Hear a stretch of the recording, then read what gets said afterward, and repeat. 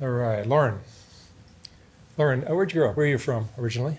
Originally, I'm from Munster, Indiana. It's northwest Indiana, like 30 minutes from Chicago. Yeah. Tell me about your family growing up. I was raised by my grandparents. Didn't really have affiliation with my mom much. And my dad, I never met. I heard, was in and out of jail, so not the best What situation. was the story with your mom? Why was she? My mom, she got into a bicycle accident and hit her head, and she had some brain trauma. She tried to raise me, but she just, I heard, was like, I think she raised me till I was like 8 months old. But she would do some like messed up things, and From the injury. yeah, Yeah. so she just wasn't capable of raising me. How would you describe your childhood? It was really good. My grandma was super worried about me. There's quite the backstory. I was in and out of foster care before she was able to raise me, but I didn't find out about that till I was in my 20s as like protection, I guess. My mom put me under adoption and then didn't tell my grandparents, and then they found out that I was in and out of adoption facilities, and they were able to locate me. And once they did, I think they were just like worried about me the whole time. But other than that, it was a good childhood. Yeah, it was great. Yeah, How far did you go in school? till all throughout high school. Yeah. And did you have dreams of doing something with your life other than what you did? I knew that I wanted to travel the world at a young age. I found traveling fascinating. I was obsessed with Egypt and places like Australia. So I just had that like drive to want to uncover crazy places. I loved like the history of Egypt and stuff like that. So that was an obsession at a young age, but I didn't know that I was gonna take it this far. So tell me what you did get into. So I took a train from Indiana to California. It was during the polar vortex. I'm sure not a lot of you know what that is, but it's where the Midwest froze over. And so it was a crazy journey getting to California. Basically, like the rail lines froze and we were stuck in Kansas City for a couple days. And I think because of that, they lost my luggage. And when I got to Los Angeles, I had like $70 to my name, and they said that they lost my luggage and there was no compensation. So I literally had this like tiny backpack and just kind of was out there. I was able to stay in this skateboarding house. I skateboard, so that was awesome. The skate community is like super amazing and hospitable. And they took me in and I met some girls there, and one of the girls lived in Australia, so that was like a key little thing for me because she told me to come visit her, and I just made that a little goal of mine.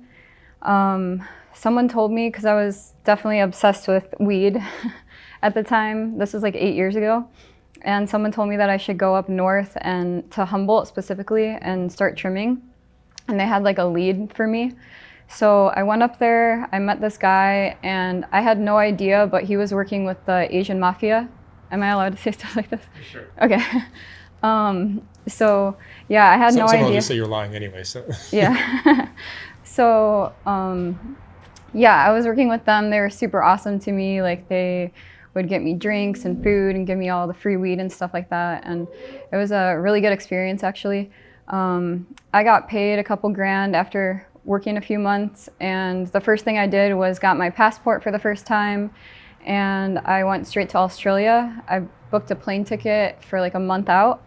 By the time I got there, I had spent all my money. This was like a little pattern in the beginning of my travels. Spent all my money, and I had specifically $69 to my name. Went to Australia, met up with my friend Zoe from the skate house, and I just traveled Australia for like 4 months. And with the knowledge from the weed industry, I went to this place called Nimbin. It's the only place in Australia where weed is legalized, and they have a lot of people that are growing, but they don't really know how to grow. So I took my knowledge and I taught them how to harvest the plants and to trim. And they would pay me in weed, and then I sold the weed and I made it to other countries while out there. So I made weed cookies and I made like $800 in one day, which was huge to me because I went out there with such little money and spent it obviously super fast. But people took me up to stay in their homes, and then with the $800, I went to New Zealand and spent all my money there and came back to the States and just started trimming. I was a super fast trimmer. I would trim like 3 pounds a day. So I was making like around $600 a day just trimming, and I built up my money super fast. My obsession was traveling, so basically with all my money, I would immediately just buy plane tickets and spend all my money traveling, and then right before I would spend all my money, I would come back to the States and do it all over again. So I met a lot of people in the industry. I would go into bars and socialize a bunch. And I just started meeting people that were investing a ton. This was back in 2014 was the start of it for me. And pot was still illegal. Yeah, it was illegal. So this was all black market is the term. So I went from trimming weed, and I found like outlets and other ways. Like I would find buyers at gas stations. I'd go to gas stations and find license plates that said like Alabama or, anywhere besides California. And I knew that those people were only in the area in Humboldt to buy weed, because no foreign license plate is there for anything else. So I would approach these people at the gas station and just be like, hey, like, oh, you're from Alabama, how's it going? Like, what are you doing out here? Just kind of get them to trust me. And then I would tell them that I'm working in the industry, and they would usually want to buy sometimes like mass amounts of weed. I would get a percentage of it. This was after years of working, so building myself up as a trimmer. I would get this percentage, and sometimes the best buyer that I ever found, he would buy like 600 pounds every couple weeks, and I was getting a huge percentage of the cut.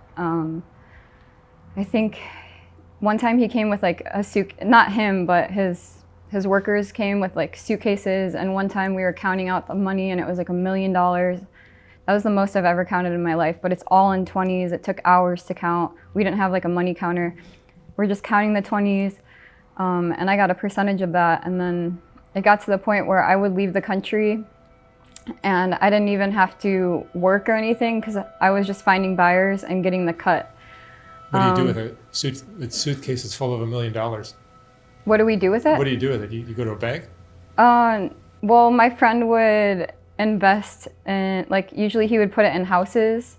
So he would buy houses and they kind of like launder it through, usually like my friend would have like a lawyer that he trusted, and the lawyer was kind of like half good lawyer, half bad. So he was working with like black market side, but then also like the white market. So he was able to be in like the realm of buying houses and helping launder money and stuff like that. So usually people that are kind of like under the table with all the money, they have some reputable person that, like I said, it's like good cop, bad cop kind of thing, but they're like stuck in the middle, and they work with us to help us buy things like cars and houses. And my route wasn't that way. I just chose to travel the world. So I went to 31 countries, mostly all solo. I think I did like 5 or 6 countries with friends, and I would always meet new people and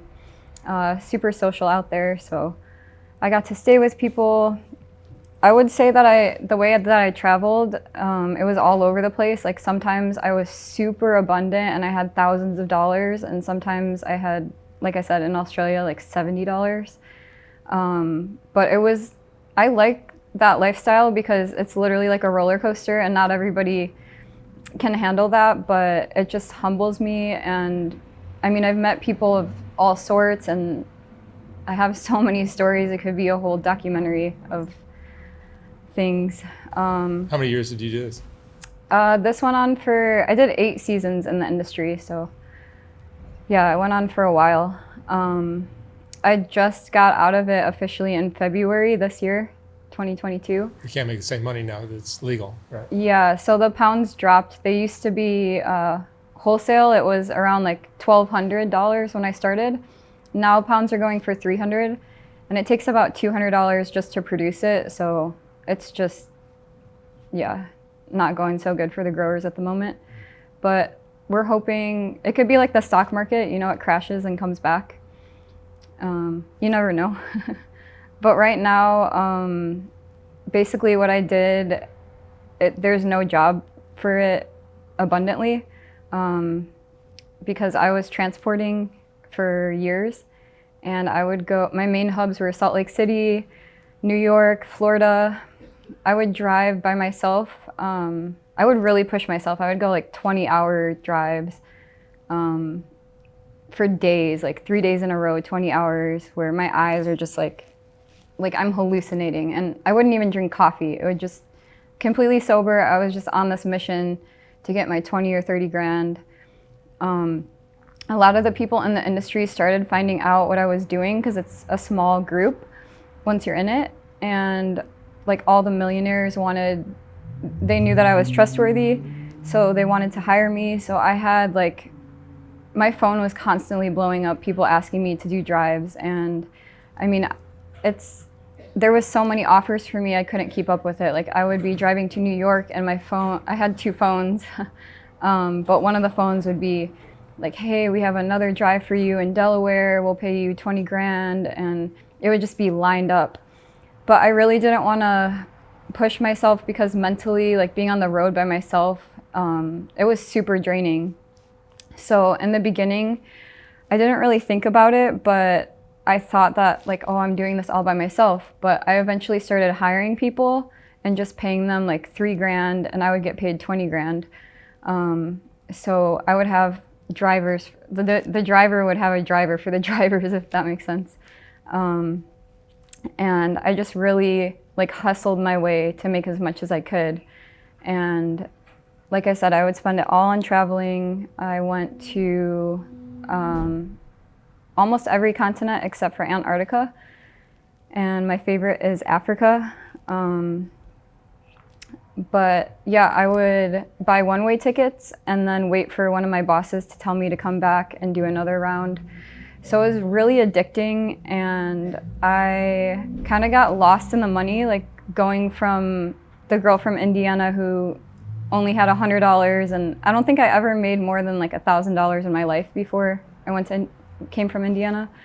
So going from that to making like $200,000 in a year, I just got so lost in it. Like, again, like I showed up to California with a backpack, and then after making all this money, I was buying all this material stuff and doing all these runs. When I say runs, I mean like transporting.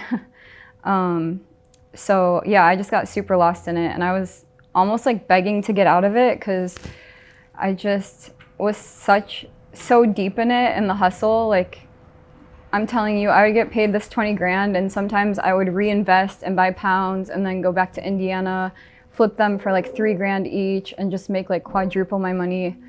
And then hire other drivers and make more money on top of them. And it was amazing and abundant. I'm not saying to feel sorry for me, but I was drowning in it. And pretty much like the moment that I asked the universe for it all to stop, then that's when I got busted. And I was driving to Salt Lake City, my main hub, and that was an amazing gig. I had a house there, and yeah, so I was driving to Nevada. I forgot to mention, I started out with this little car, this Camry, and I could only fit 100 pounds in there. I say only, but when people want you to transport like hundreds and thousands of pounds, that's really small. So yeah, I had this Camry, and after doing like maybe 15, 20 runs, like multiple people so I had one person want to add like 100 pounds, another person say, let me also add to your run to Salt Lake, like another 200 pounds. So I ended up having to get a bigger car, and I got a truck, and I was able to fit like 400 to 500 pounds. So that was, by the time I built myself up, like maybe 30 runs later, I was in this truck driving through Nevada, and I got pulled over. They did not search me at first. They were just asking my story. The truck wasn't in my name because my credit and stuff issues with that. So that was kind of a red flag.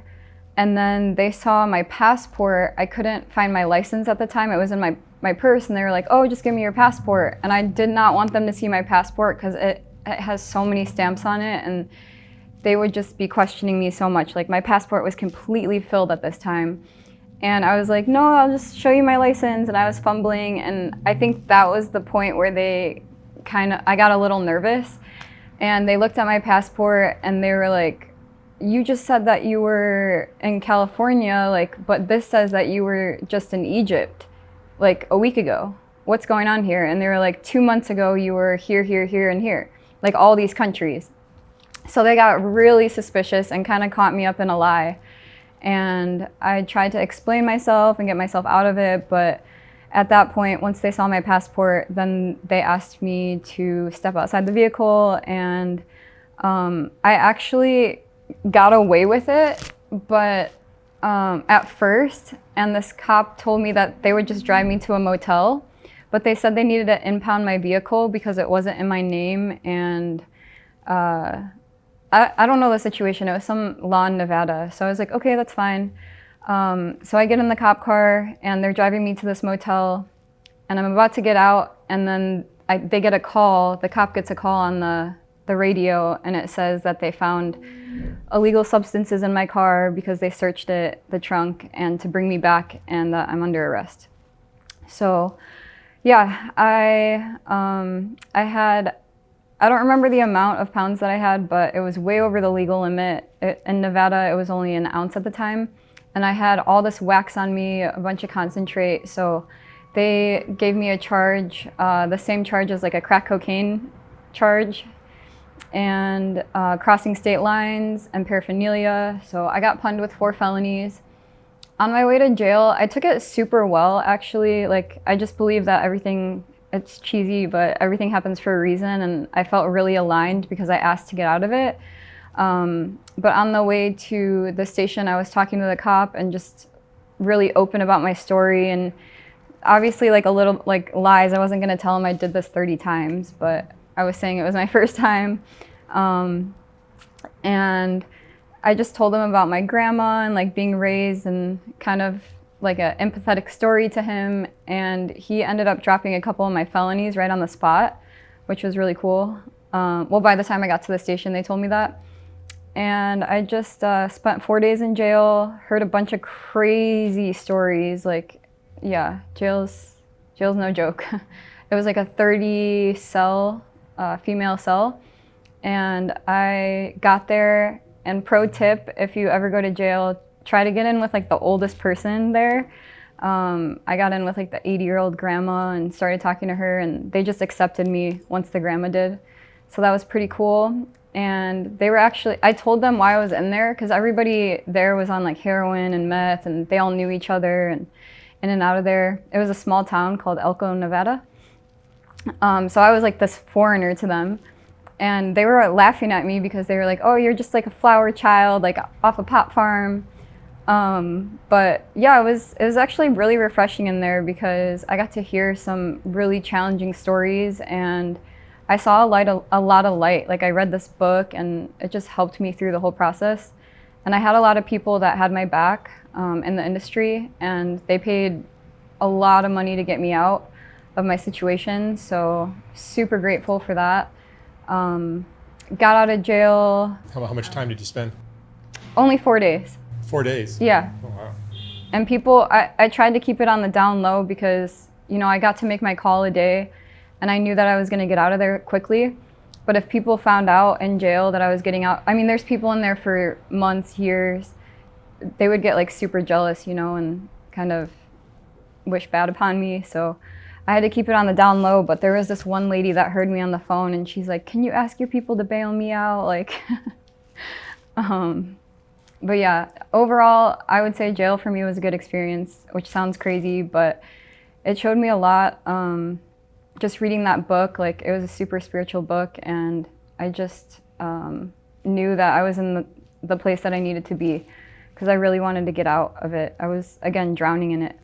So I got out, and I said, I will never do this again. I just was doing the middleman thing, like finding buyers and still getting paid at that point. And then this was back in 2018, so I went through a long court process, and they took out all my felonies, and I got them expunged in the end, because I don't have any previous record, and some of the laws changed in Nevada throughout the process. And after that, I was on probation for a year. I still was traveling the world. That was amazing. That's like a whole nother story too. This is just the story of my transporting. Is traveling the world kind of, that's probably what really opened your mind to. Yeah, it humbled me. It showed me so much. I actually went vegan when I was traveling Africa because I saw so much animal cruelty, and I love animals so much. So I decided I didn't want to eat them. It's a whole story in itself again, but basically, like, there was a lot of animals on fire, and I like whiffed it in, and in that moment I was like, I'm never gonna eat animals again. So yeah. You've been to all the continents? Except for Antarctica. Wow. Yeah. And I want to continue. My goal, I hope to do like 70 to 100 countries in my life. And when you traveled, you would go for a week or a month or? Depends. Like my first couple countries, I went for 5 months. But that was when my lifestyle was like a lot more free. When I was tied to work in the transporting gigs, I would leave anywhere from like 3 weeks to, I think the longest I could be gone was like 6 weeks. Yeah, so I was in this loop. Like they wanted me back right away. They wanted me to drive from New York and come back and then back and back. And I did that the first couple times. And then I was like, this is mentally super draining. And I had all this cash on me. I would just keep it in my glove box. I had nowhere to put it. It's stressful lifestyle. Yeah. I would go crazy. I would talk to myself, like, listen to songs. There's only so many songs and podcasts you can listen to after hours on the road. One time I dyed my hair purple on the road on the way back. Like I just got bored and would do random stuff on the drives. But it felt like a double life because I loved taking photos of my journey of my world travels, and I had like a nice following on Instagram, or have, whatever. I had a good following on Instagram, and I would get interviewed. I got interviewed by this huge shoe company, and I just had to lie about like everything that I was doing, and it just felt like a double life because I was constantly lying about my job. I didn't want people to know that I was in the industry at all because then it becomes obvious, like the amount that I'm traveling. So I said I worked on fruit farms to my family and to everybody else, or that I was an investor, things like that. But I was so young at the time. Like I started when I was 21. I'm 29 now, so it's been an amazing year of my a decade of 20s. Yeah, your 20s are exciting. Yeah, it was very thrilling. If you had your life to live all over again, what would you have done differently? Nothing. Nothing. Nothing at all, no. It was a great experience for you. Yeah. I would have to say I'm definitely addicted to adrenaline. And I have to constantly like push it down, especially on the drives. People would be like, aren't you so scared to drive hundreds of pounds? And I was like, no, not at all. Like it was not scary 1%. I was on a complete adventure. Like the pounds were not in the back of my trunk ever. I would just wash it out from my brain. And it was just a total adventure. So is that something you developed from doing this work, or you think you had that before you started it? I think I had it before I started, but I just didn't tap into it fully. Is it related to the urge to travel? Yeah, I would say so. They're probably tied together somehow. Yeah. I don't really know where it comes from. Like, I heard that my dad was in and out of jail, but again, I never met him, so... I'm surprised you weren't smuggling more serious narcotics over... Oh, I got offered. Yeah, I'll bet. Yeah, I got offered cocaine. Nothing above that, but I said no to that. I would never. I would be scared to do that. But I got offered to leave the country with weed and pick up cash. That's the thing. A lot of the times I would have to bring back the cash too. So in those instances, I wasn't allowed to leave the country as I wanted to. But that was a thrill too. I mean, cops have like radars to track cash, especially on the new $100 bills. Like, so they have to be all in 20s usually. Oh, is that right? Yeah. Yeah, they know with the strip, the blue strip. Yeah, it's all tracked. Oh. Dangerous game you were playing. Yeah, but like I said I was gonna stop, and then COVID hit. I tried to do other stuff, like get a normal job, but no, I just, I don't know, it's just not in me. Like I'm definitely my own boss and will always be. I signed like this contract in my head. It's not a real contract, but more of like a spiritual contract. I said I would never work for anybody, and I have not in 10 years, which I'm proud of. And That's great. yeah, I have to do what makes me happy. So, which is continuing to travel the world and work on my jewelry business now. How has traveling impacted your view on the world, on life, on what you want to do, how you want to spend your time here? Oh, in many ways, like it just humbles you, especially with money, because you see how much the world is struggling. Like we are so spoiled. Our problems are not problems at all compared to when you get out there to third world countries. Like it's a joke, and it really, really affected me in a positive way, but also negative when I would come back and I would see how spoiled my friends and even I was acting in certain ways. And I would hang out with my friends, and sometimes I would just get pissed off because they're complaining about things that don't even matter. And it would just affect my daily life and hanging out with people. I would just be super annoyed at how spoiled we are. And I would be in another country like a couple days before that, coming back, seeing people on the streets like begging for 50 cents, you know, and being able to use that for a whole day for their food, or just, you know, obviously struggling really hard. And another thing, with making all the money that I did, I wanted to help others, and I did some humanitarian work. And some people obviously are going to be judgmental about me struggling or smuggling drugs or whatever. But my soul calling is definitely to do humanitarian work, specifically in Africa. I would work with kids that were underprivileged, and there was a certain skateboarding company called Skateistan. It's by Tony Hawk. So I went there and I taught kids how to skateboard, and just brought like I filled my backpack up with toys and school supplies. And after like traveling so much for leisure and for myself, going to all these countries just for me, and then I started doing humanitarian work, I realized how unfulfilling it was to travel for leisure. So now I like to travel and do humanitarian work in orphanages and stuff like that. And that's where I find it's the most fulfilling for me. And then also, when I would meet people in other countries, I would buy them plane tickets. Like I brought one of my friends with me to Egypt and Morocco, and I just love to spoil my friends that I meet. Not so much anymore because I'm not as abundant. Well, I will be. No, but you enjoy it more when you're sharing with somebody. Yeah, sharing is the best. Like, I mean, so many people, I think through social media, like we put up all these like lavish stories and posts and stuff like that, but really I just see right through it now, and I'm like, it's not fulfilling. Like there's no way people can just be fulfilling for you. So I learned that along my way, and yeah, it's all in the balance, you know. You've learned like a whole lifetime's worth of lessons, and you're not even 30 yet. Yeah. Yeah, people say that I've lived many lives, more than people in their 70s, and I cherish that. I feel super grateful. When I was in Guatemala, someone told me, they were like, I feel so sorry for you. And I was like, what? Like I took it to heart. I was like, oh my gosh, why?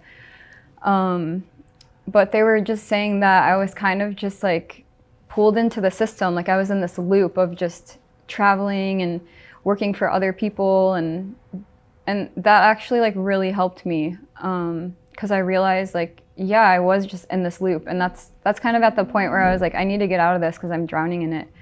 So now my money goes so much farther. Like, it's crazy. If you make, some people on here watching will relate, if you make fast money, you're gonna spend it just as fast.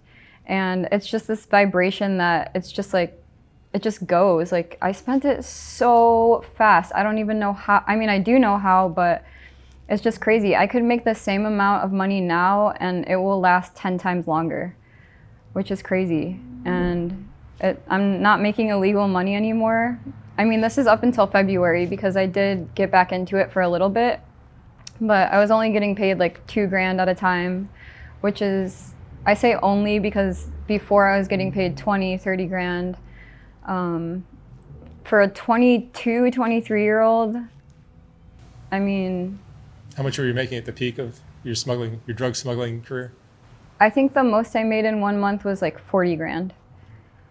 So yeah, I have friends that do like OnlyFans and stuff like that, and they're making like 100 grand a month and all this crazy stuff. So I definitely like attract people that, like, a lot of my friends do OnlyFans and stuff like that. I would say I just don't judge others, and I think, and also like just trying to get out of the system.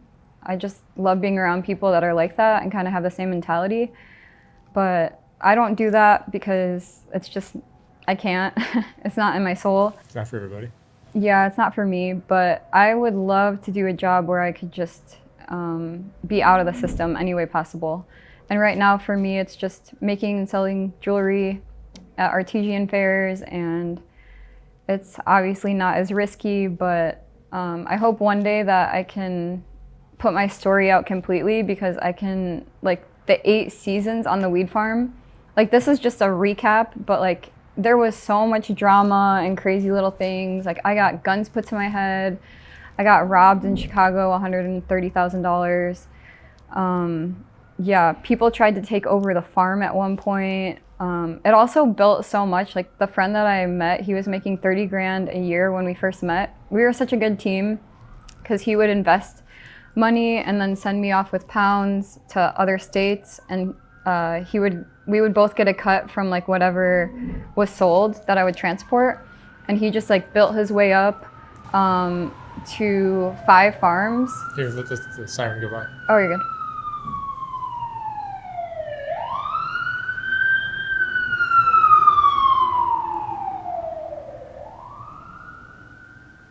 So he built it up to 5 farms? Yeah, so from the first year I met him, the second year he bought his first farm, so the land, and then started growing on it. And then all the weed that was produced on that farm, I would transport to other states and sell them for a lot more than we could make in California.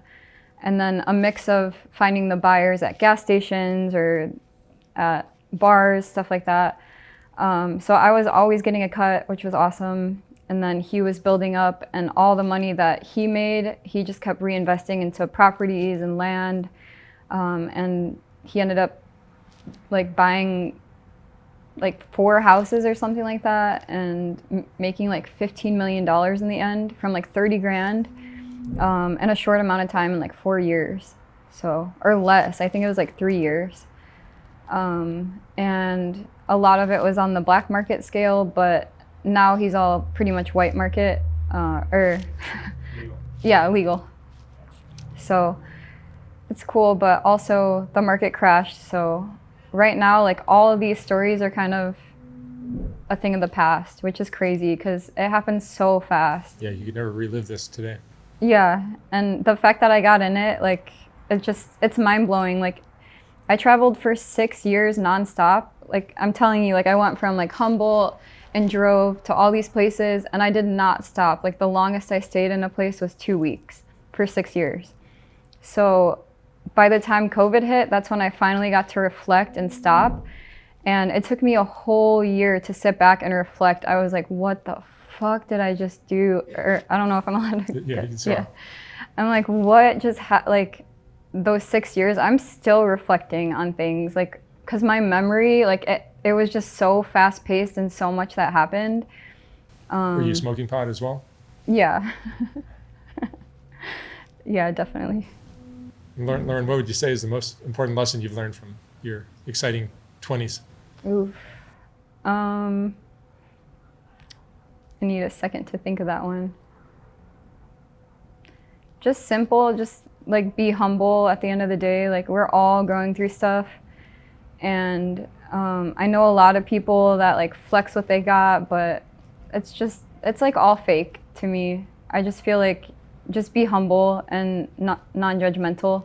That's the biggest thing I learned, because I've worked with millionaires, people that have made like so much money, and I've counted so much money and seen it in front of my eyes, but those people are still going through the same thing as people that are working the 9 to 5 and $8 an hour or whatever. Like they still have issues and problems and drama and all this stuff and are stressed out.